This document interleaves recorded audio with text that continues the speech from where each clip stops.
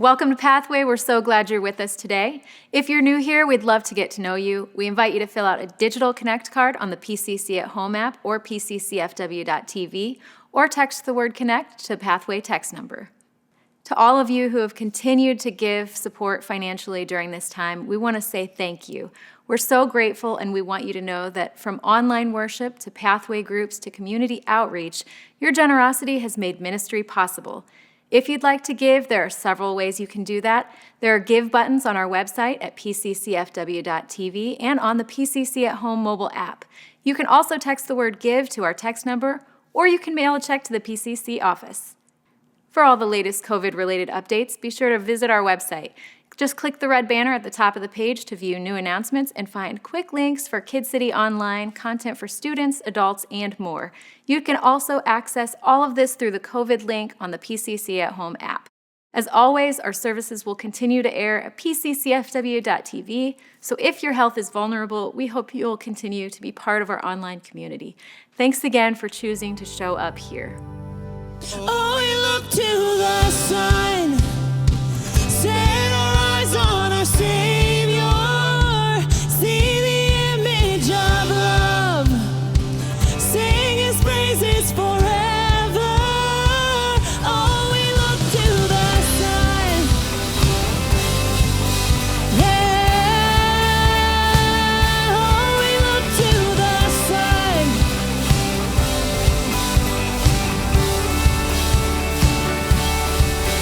Salvation tearing through the dead of night. See the kingdom burst into color at the speed of light. Freedom shaking up the atmosphere as the shadows fade into nothing as the day appears. Beyond the skies above, love reaching out for us, the everlasting one, Jesus our God. Oh, we look to the sun, set our eyes on the Savior, see the image of love, sing His praises forever.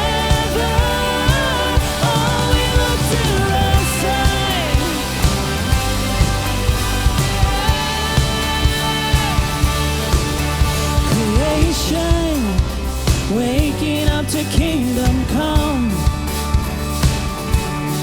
See the hope of heaven shining like the rising sun. Now forever lifted up from death to life. There's no fear in love and no darkness in His endless light. Beyond the skies above, love reaching out for us, the everlasting one, Jesus our God. Oh, we look to the sun, set our eyes on our Savior, see the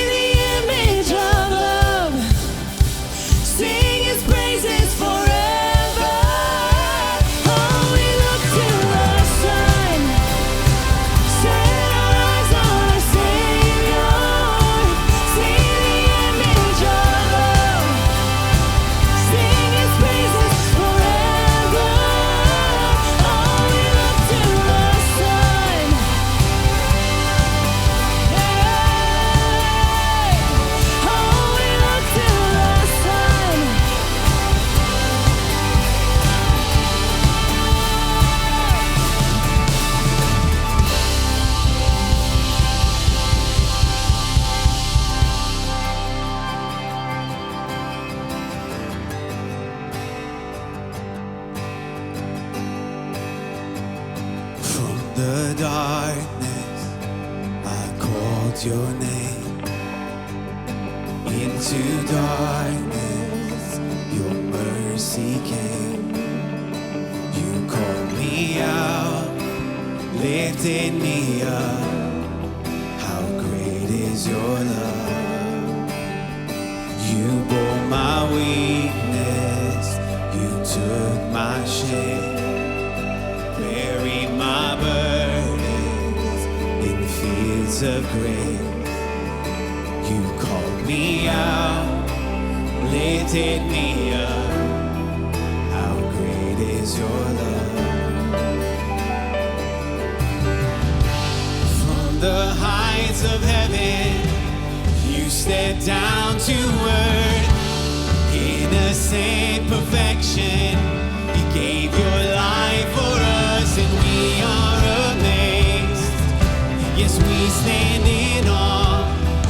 For we have been changed by the power of the cross. Sing out, how great, how great, how great is your love? How great, how great, how great is your love? How great, how great is your love for us?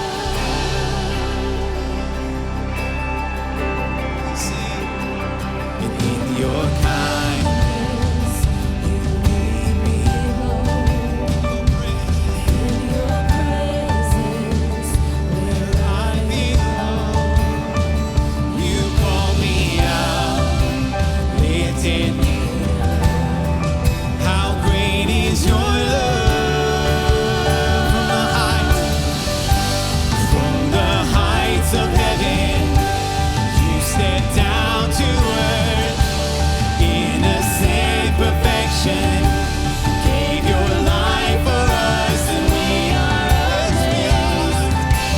We stand in awe, for we have been changed by the power of the cross. How great, how great, how great is your love? How great, how great, how great, how great is your love, Jesus? How great, how great, how great is your love for us? How great is your love?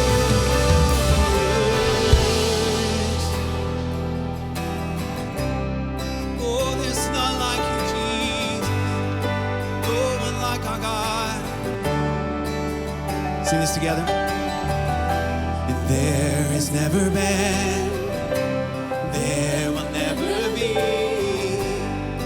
a God like you. There is never, ever, there will never be a God like you. A love so true. There has never been, there will never be a God like you. A love so true.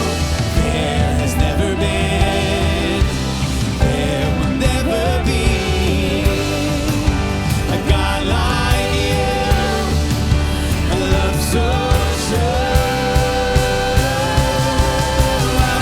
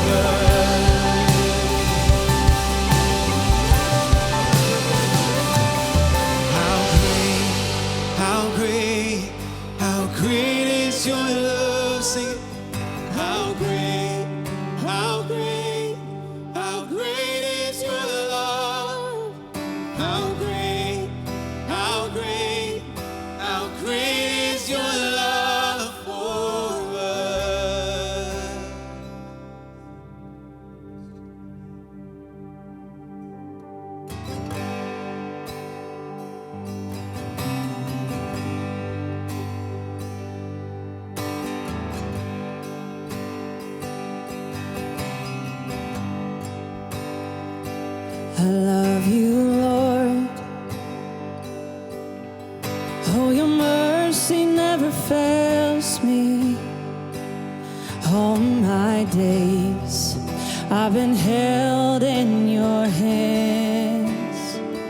From the moment that I wake up until I lay my head, I will sing of the goodness of God.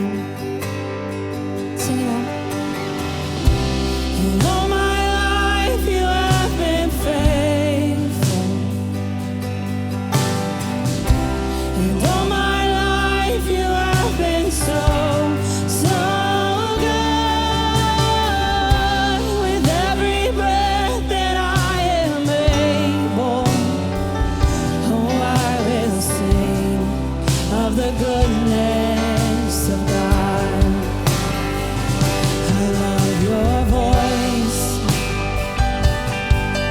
You have led me through the fire in darkest nights. You are close like no other. I've known you as a father. I've known you as a friend. And I have lived in the goodness of God. In all my life you have been faithful. In all my life you have been so, so good. With every breath that I am able, oh, I will sing of the goodness of God. Your goodness is running after, it's running after me. Your goodness is running after, it's running after me. With my life laid down, I'm surrendered now. I give you everything. Your goodness is running after, it's running after me. Your goodness is running after, it's running after me. Your goodness is running after, it's running after me. With my life laid down, I'm surrendered now. I give you everything. Your goodness is running after, it's running after me.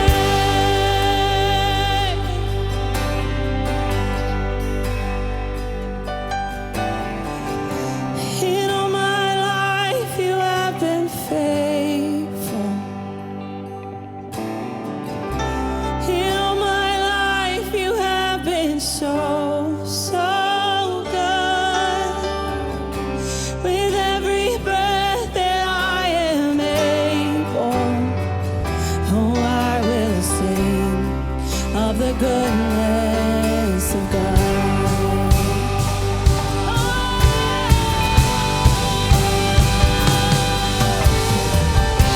In all my life you have been faithful.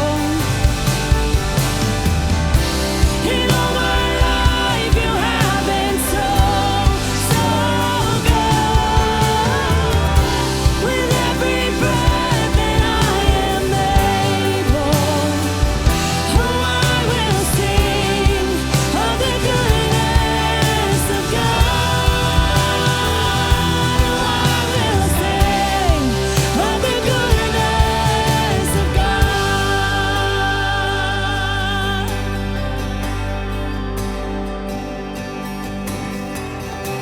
In all my life you have been faithful. All my life you have been so, so good. With every breath that I am able, oh, I will sing of the goodness of God. Oh, I will sing of the goodness of God.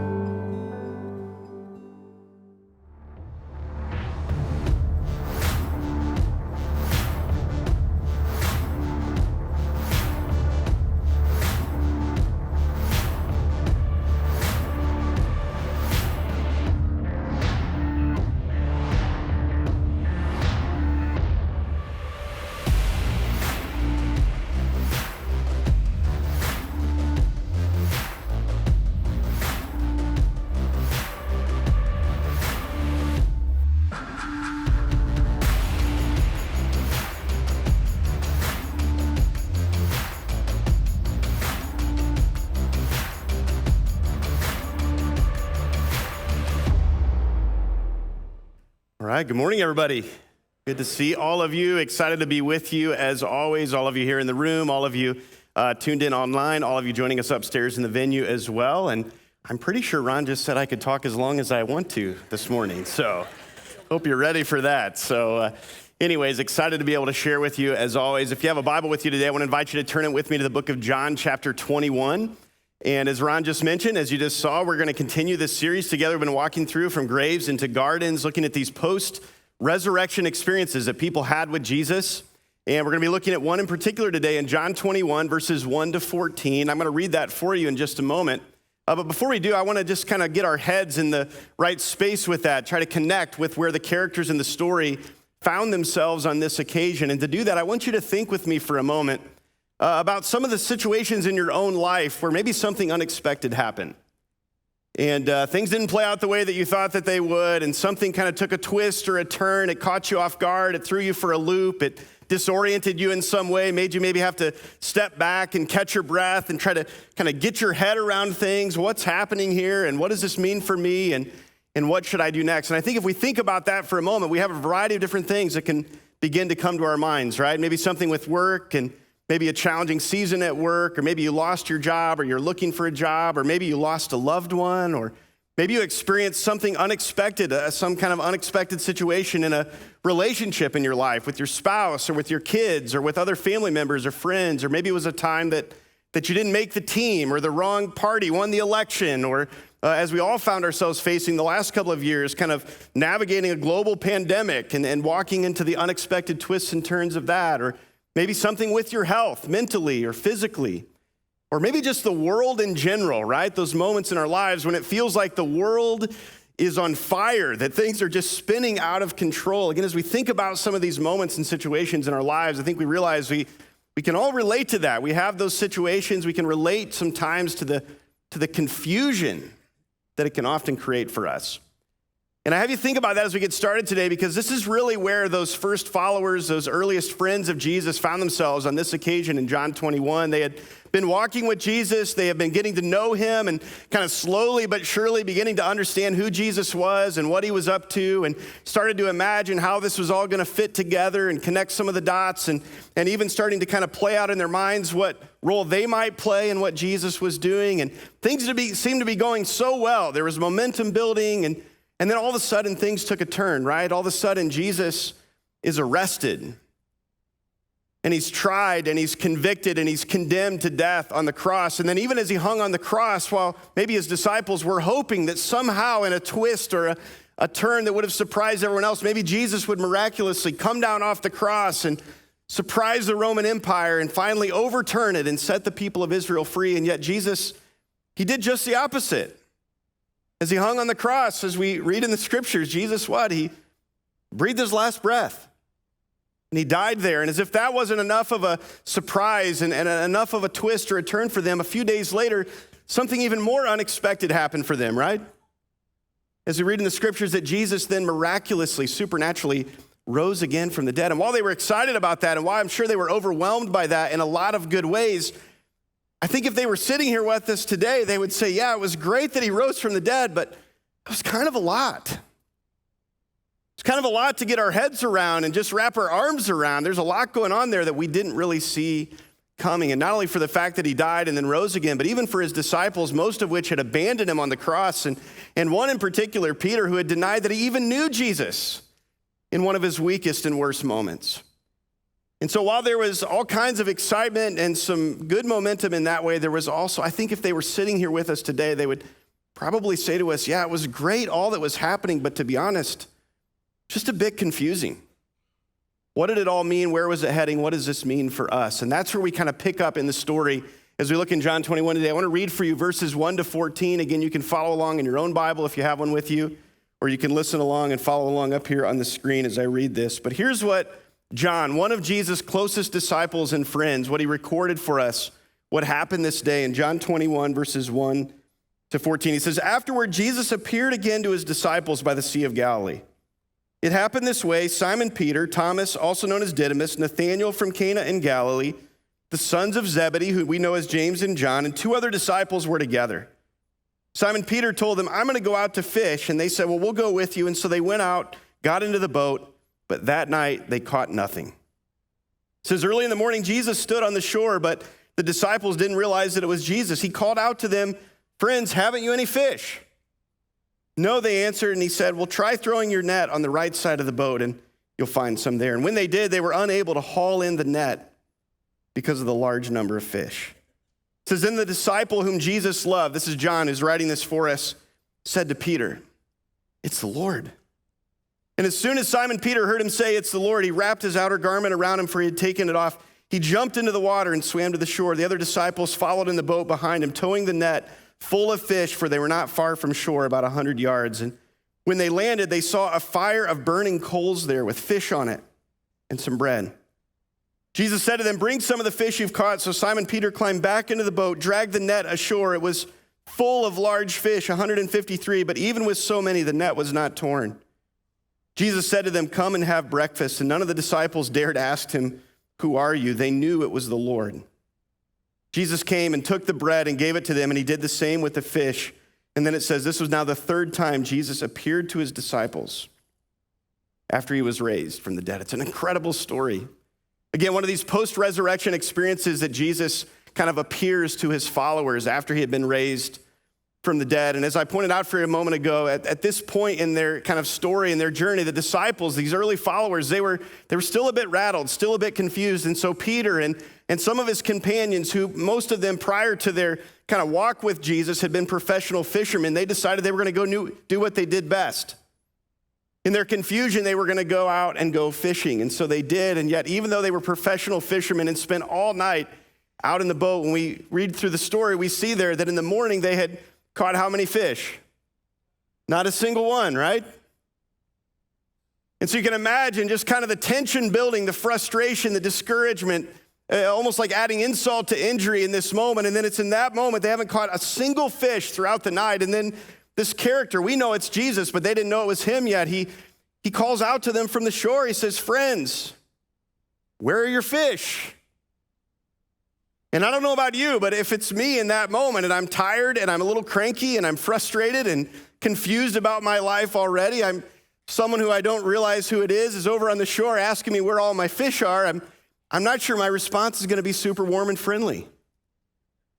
To be honest, I might have responded with something snarky like, what's it to you? Mind your own business, right? Apparently they responded with, well, we didn't catch any, right? And then so this character on the shore says, well, why don't you try throwing your net on the right side of the boat? And again, I don't know about you, but if it's me and I'm in all of those kind of situations, tired, cranky, confused, frustrated, and not only that, even the thing that I'm supposed to be good at isn't really working out for me, I'm confused about what's happening in my life. If someone like that yells something like that to me, I might have responded with something like this, right? Just this kind of like, can you just leave me alone? I mean, why am I supposed to listen to you? And yet, nevertheless, they threw the net on the right side of the boat. And they went on to catch one of the probably largest catches, if not the largest catch of fish ever at the Sea of Galilee. And all of a sudden, in that moment, when that happened, all of a sudden, they didn't know before, but all of a sudden, in that moment, it clicked. And they realized. And John says to Peter, it's the Lord. And Peter, impulsive as he often was, he didn't waste any time, right? He grabbed his clothes, jumped into the water, swam to the shore. The disciples, the other ones in the boat, they followed in behind him. And Peter, apparently eager to get to the shore to be with Jesus, he swims there, and when he arrives, he finds not only Jesus, but something else described for us there. I don't know if you caught it, but he sees that Jesus has been there for a while. He's been preparing something for them. He swims up to the shore and not only finds Jesus, but finds a charcoal fire. And one of the reasons that's significant is actually there's only a couple mentions of a charcoal fire in the New Testament, and the second mention is here in this story. The first mention actually just came a few days before this at Jesus' arrest and his trial on his way to his death on the cross. You see, the New Testament describes for us that it was around a charcoal fire that Peter had denied that he even knew Jesus. And so as he swims to the shore, not only did he find his Savior, his Lord, but it's like, boom, right in his face. It's like it brings him right back to that moment. Not only the sight of the fire, but the smell of the fire, right? You know how smells can do that. It can kind of, like it can just trigger for us. It takes us right back to a place or right back to a moment. I thought about a lot of different examples of that just to illustrate for you. Sometimes a certain sunscreen smell it takes me like right to a vacation with our family on the beach or up at my in-laws' lake cottage in the summer, or sometimes certain kind of car exhaust or city smells can take me right to Addis Ababa in Ethiopia and our time there, being in the city when we adopted our daughter. And this example is maybe a little more personal, a little too much information perhaps. Whenever I smell raw, like sewage, it always kind of takes me right back to whenever I have to watch the Green Bay Packers play, right? It's just like, I'm there again as soon as I smell that. But this is how it works. And I imagine for Peter, it was like, oh man, he swims to the shore, he finds Jesus, but he finds this fire, and it's like he's right back there in one of his worst moments of failure and regret. In fact, it was all part of Jesus setting up, I think, this kind of restoration of Peter and this recommissioning of Peter that Pastor Ron will talk more about with you next week. But here they are around this fire, and Jesus says, come and have breakfast with me. And it's in this story and in this scene that we have kind of painted for us here in John 21 that I think Jesus did something for them in their confusion that I want to point out to you over and over again in our time together today that I think Jesus actually offers to do for each one of us as well. And it's actually the big idea that I want to talk about with you today. You see it in your notes, and you can fill that in or follow along there if you want. But one of the things that I think that we see in this story as it relates to graves into gardens, as it relates to confusion into calling, as it relates to how Jesus engaged them and how I believe he wants to engage each one of us as well, is this. I think we see here in this story that Jesus offers relief for our confusion. And the way that he does that is by refocusing us on our calling. And again, Jesus, on this occasion, he knew that his disciples were rattled.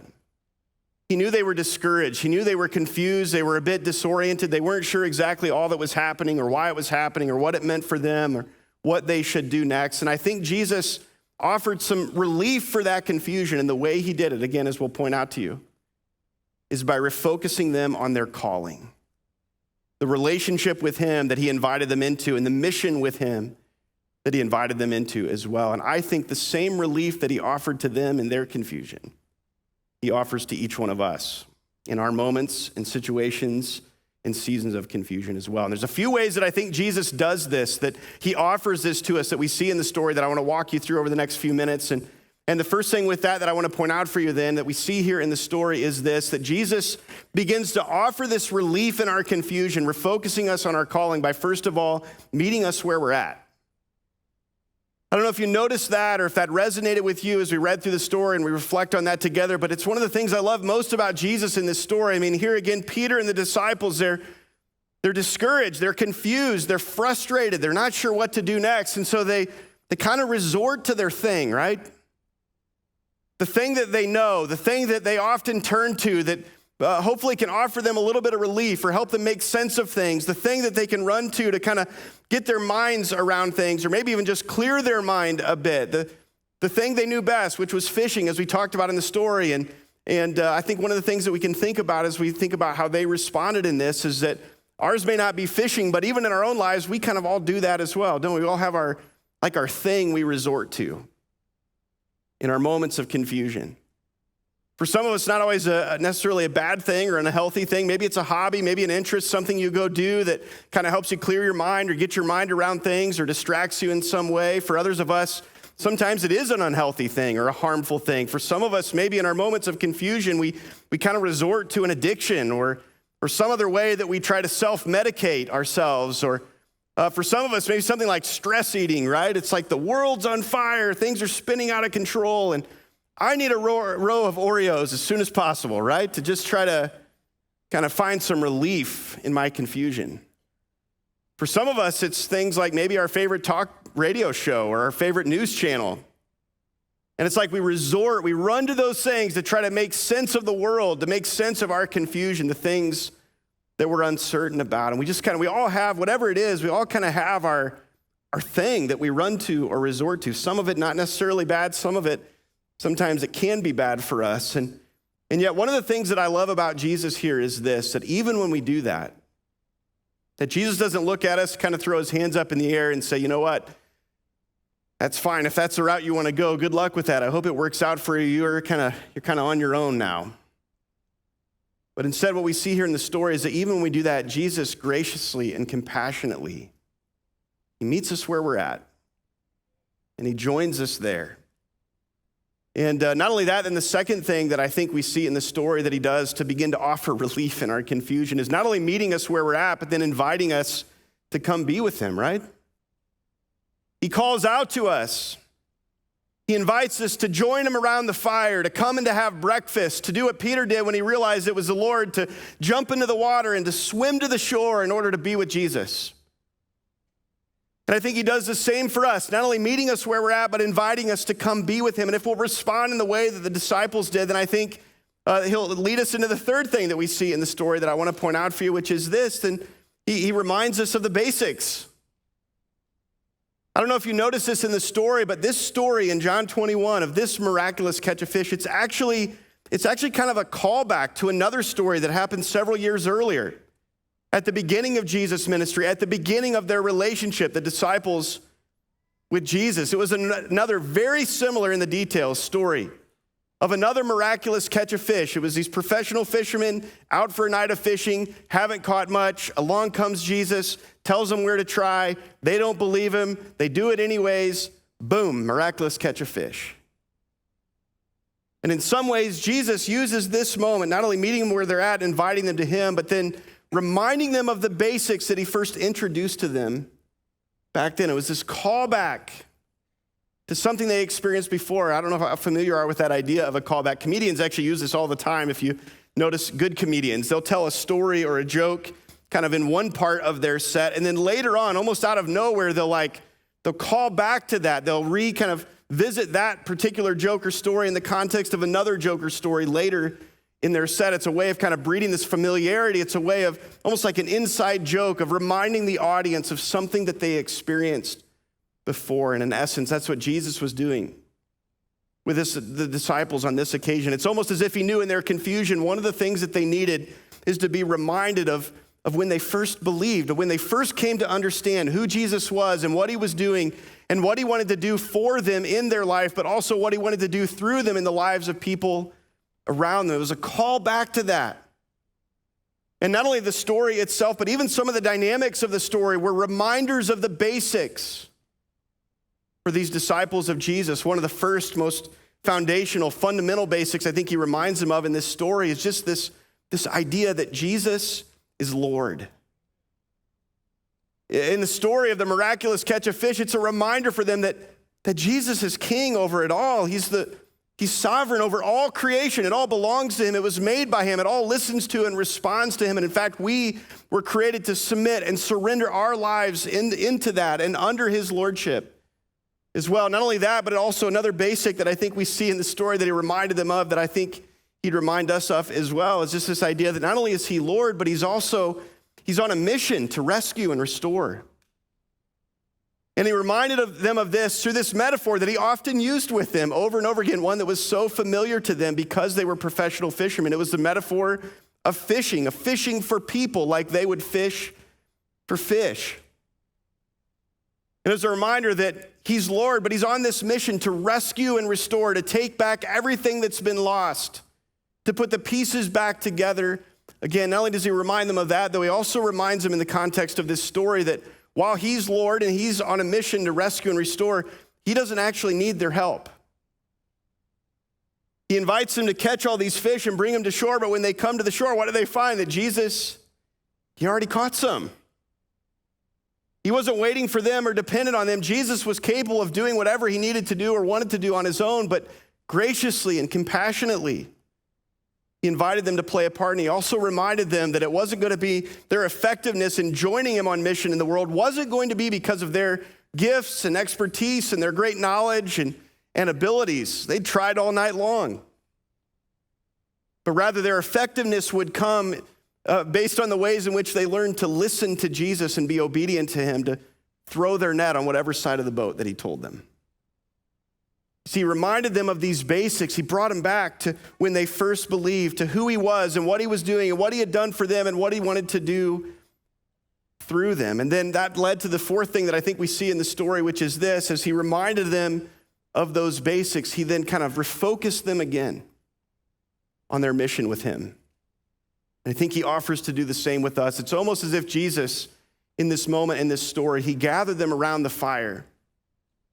And it's almost as if he said to them, guys, listen, I know you're confused. I know there's a lot that's happened. I know it doesn't all make sense. I know this wasn't how you imagined things playing out. I know you're not exactly sure what this means for you or what happens next. But it's almost like in recalling and reminding them of the basics and bringing back to that first story and then gathering around the fire with him. It's almost like Jesus looked them in the eye and said, but listen, even though you're confused, here's what I want you to understand, guys.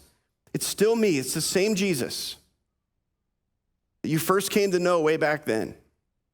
And this is all part of the same story. I know it's taken some twists and turns, all part of the same story. This is all part of the same mission, and this is all part of the same calling that I gave to you then and that I still have for you now. It was almost as if Jesus was gathering them around to say to them, listen, I know you're confused. Don't worry about trying to figure it all out.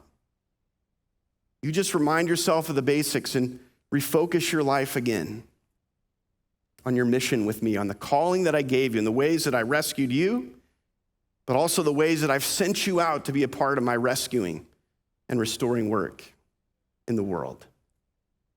And again, as we reflect on that and think about that together, I think one of the things that I hope we'll walk away from here today with believing and seeking to do something with is that I think the same relief that Jesus sought to offer to these first followers of his in their confusion, I think that Jesus offers us that same relief in our moments and situations and seasons of confusion as well. And that if we'll allow him to give us ears to hear and eyes to see him on the shore and to swim to be with him and to gather around the fire with him, and we'll allow him to remind us of the basics of who he is and what he's done for us and what he wants to do through us. And as we'll allow him to refocus our lives on the mission he's given to us with him, I think, again, it's not that all of these hard things suddenly go away or resolve, but I think the intensity of them can begin to fade. And I believe that that's true, not only because of this story in John 21, but to be honest with you, I think it's true based on my own story as well. As I think through my own life in different seasons, different moments of confusion and frustration and discouragement and disillusionment and disorientation, I think in those same moments I've watched and I've experienced how Jesus has done these same things in my life as well. It's certainly been the case throughout my life in different moments and maybe especially been the case over the last couple of years. As we think about all that we've walked through, there have been plenty of moments, like many of you, we've just wrestled through so many things that are confusing and disorienting.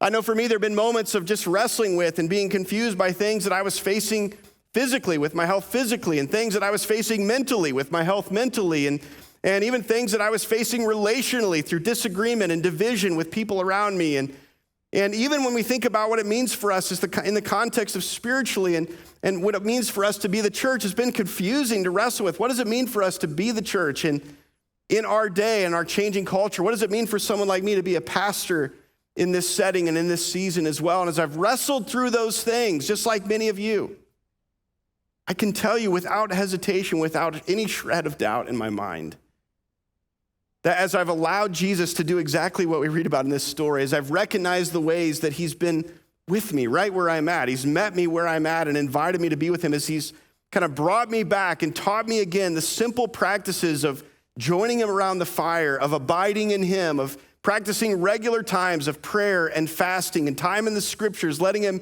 speak into my life, as I've allowed him the opportunity to remind me of the basics of who he is and what he's doing in the world and what he's done for me and what he wants to do through me, as I've allowed him to refocus my life again on the simple practices of joining Jesus on mission in the world, of practicing what we talk about around here an awful lot, this idea of the blessed strategy.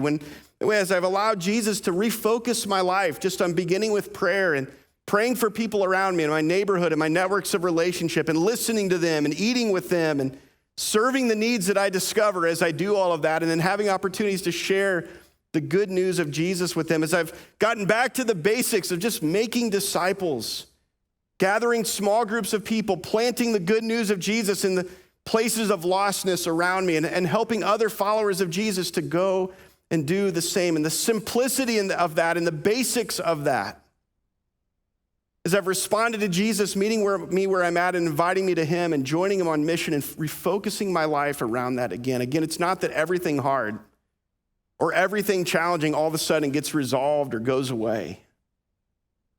But there's a way in which Jesus, just as I believe he did with them, that he's offered some relief in my confusion as I've allowed him to just refocus my life on my calling with him. And again, you can kind of take this or leave this. If you believe me or don't believe it, that's up to you. But without reservation, I hope you leave believing today that the same thing we see in this story that I think he offered to them, that I've lived and experienced in my own story, that he's offered to me. I believe Jesus wants to be true in your story. He offers it to each one of you as well. And so here's my challenge for you. Here's the thing I hope you leave here considering and thinking about as we've spent time reading and reflecting on this story together. When we walk into our own kind of situations or seasons of confusion, again, it could be a variety of things, as we talked about at the very beginning. Maybe things at work are hard, or maybe you're looking for a job. It could be something with your family, your relationships, your marriage, a season of life and your parenting. It could be maybe you're walking through a divorce, or you felt abandoned or betrayed by someone that matters to you in your life. Maybe it's the political landscape, as we said, or it's just the world with all the different things that we're bombarded with on a daily basis, the confusion all around it. As we walk into those moments,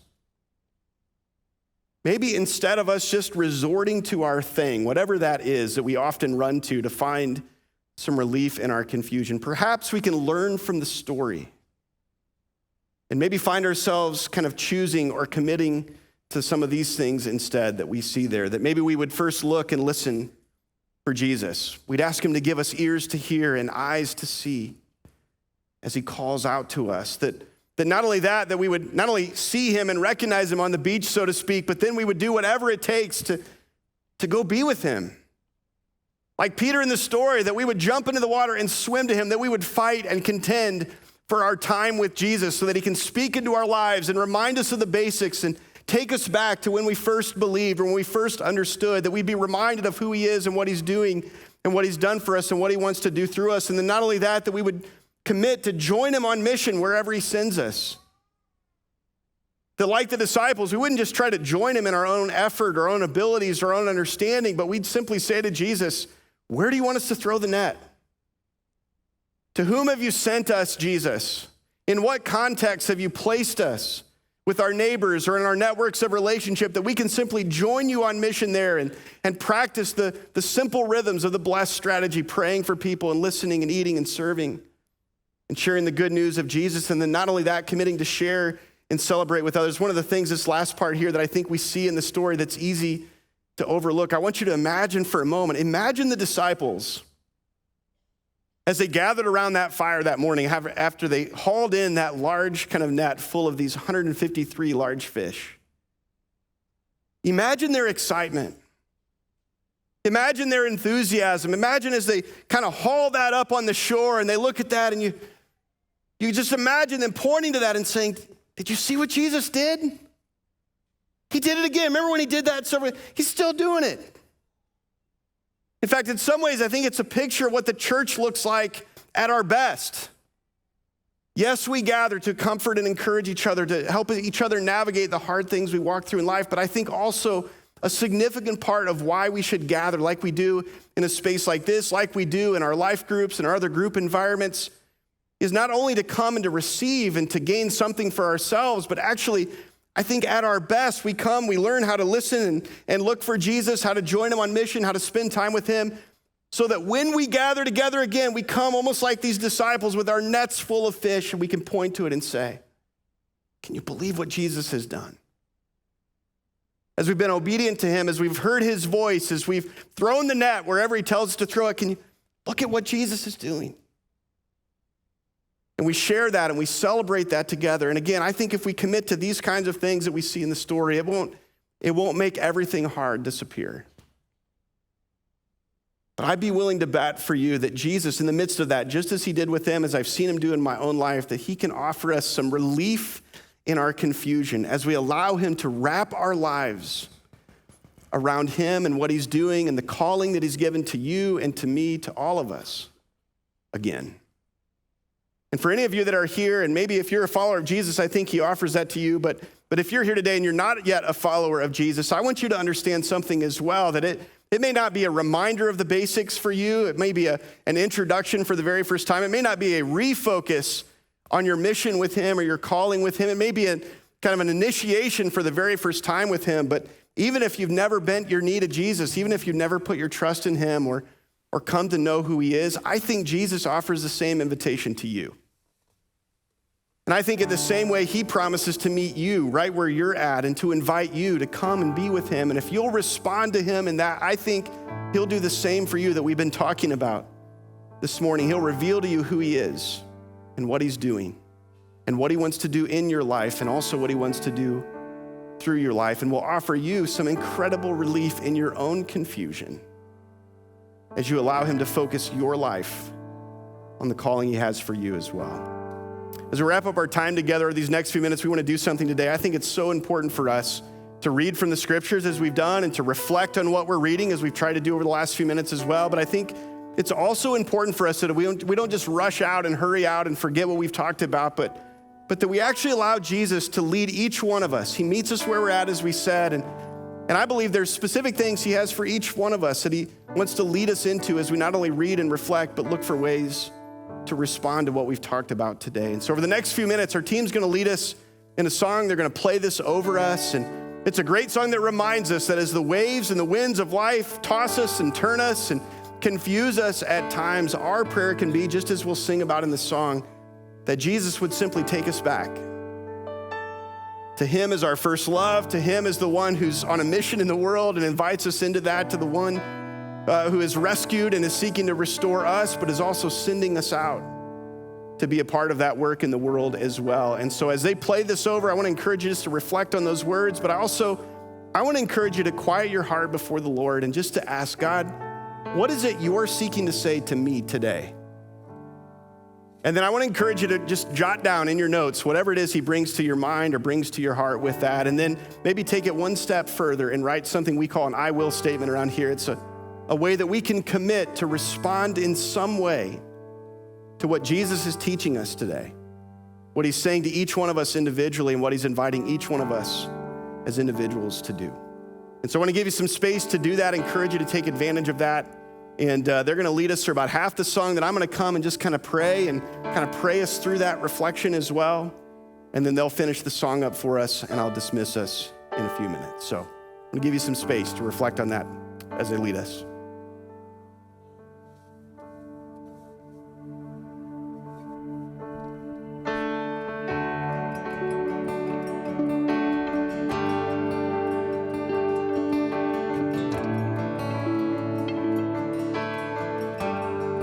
I remember when I was young, and your voice shouting loud my name. And since that moment, I haven't heard it quite that way. And now that I'm older, could you say it again?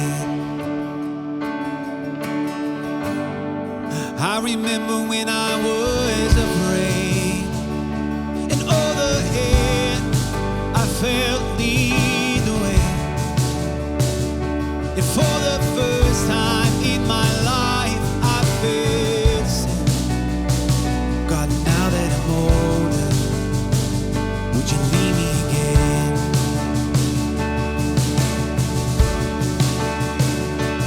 When the storm's out on the ocean, and the violent wind gets to blowing, oh, take me back, back, all the way back, oh, take me back to my first love. I remember when I was blind, and then your love opened up my eyes, and all the lights that flooded my life. Well, now that I'm older, could you show me again? Would you show me again? When the storm's out on the ocean, and the violent wind gets to blowing, oh, take me back, back, all the way back, oh, take me back to my first love. 'Cause you are real to me. I've known it from the start.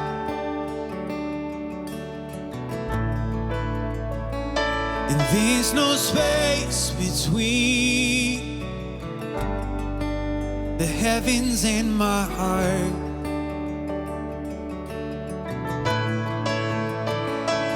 You are near to me.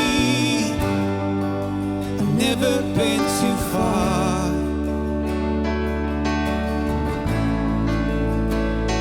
And in the in-between, you brought heaven to my heart.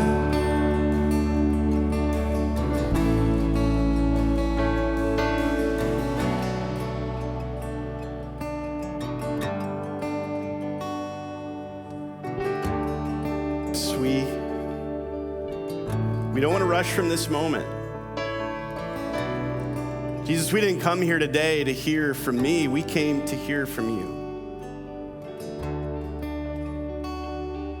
We believe that you know us, that you love us, that you want what's best for us, that you'll show us a better way. We thank you for the ways that you did that through the scriptures and the stories that we find there. We thank you for the ways you're continuing to do that as you speak to each of us, as you speak into our lives.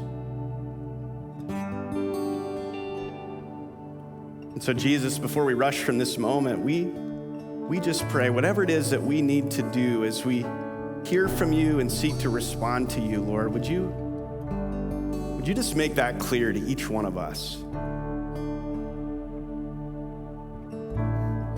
Jesus, maybe for some of us, maybe we just need to believe that you meet us where we're at, that you're with us in our times of confusion.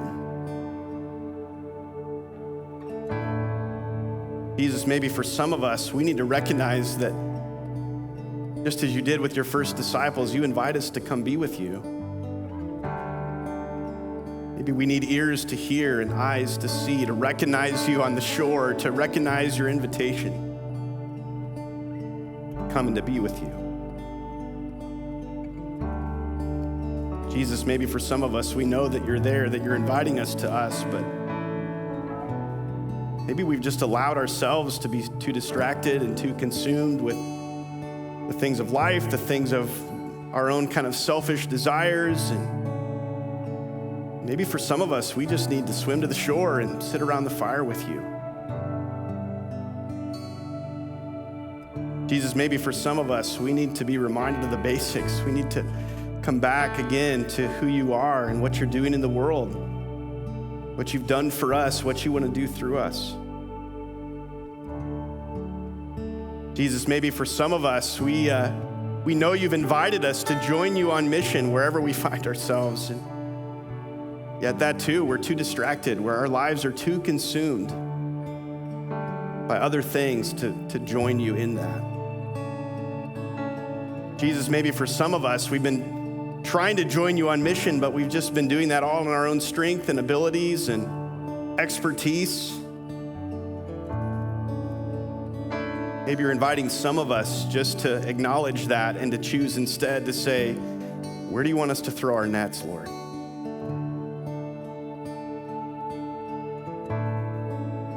Jesus, maybe for some of us, we've never come to know you. We've never realized who you are. Maybe it's not a second miraculous catch of fish that we need, but maybe a first. We need to know for the first time who you are and what you've done for us. Lord, for those of us that are there today, I just pray that we'd be overwhelmed by the beauty of who you are, the goodness of who you are as we see in the story.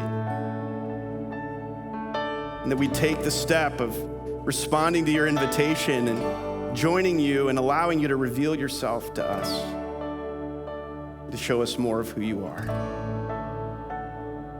Jesus, thank you for loving us and dealing tenderly and graciously with us. Thank you for never abandoning us. Lord, I pray that we wouldn't, again, leave here quickly and move on, but we would seek to do something with what you've shown us about yourself today. Lord, we don't want to waste our time and come and gather and just leave, so help us to live it out, Lord, and we'll commit ourselves to you for that. Lord, may our prayer be the words of this song as we walk into moments of confusion in our life. Would you just take us back to you, to our first love, to who you are and what you're doing, what you've done for us and want to do through us.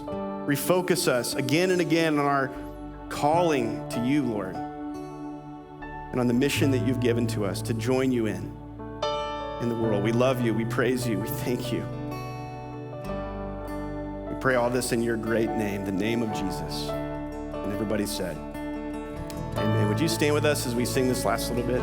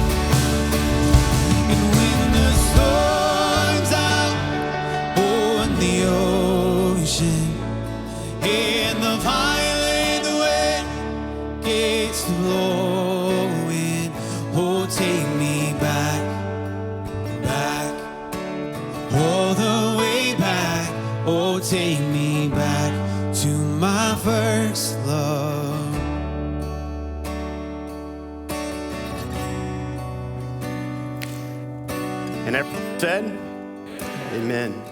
Listen, thanks for being here today. All of you again here, everyone upstairs in the venue and online. And as you go, we want you to know you're not alone on your journey. If Jesus is inviting you to take a next step with him and you want some help with that, we want to come alongside you. So we'd love for you to visit with one of our prayer team members up front or stop by our Next Steps kiosk on your way out. Again, if you're new, we'd love to meet you at guest services. And for everyone else, hope you have a great week. We love you. God bless you. We'll see you later. Thank you again for worshiping with us today. If you'd like someone to pray with you, there are members of our church online team or our staff who would love to do that. Simply click on the live prayer button at pccfw.tv or click the conversation bubble on the PCC at Home app.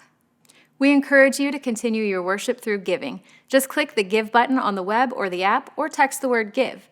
Finally, be sure to check the web or the app for the latest updates and at-home resources. We also share many updates through Facebook, Instagram, and our weekly e-news, so be sure to follow or subscribe. Have a great week, and we'll see you soon.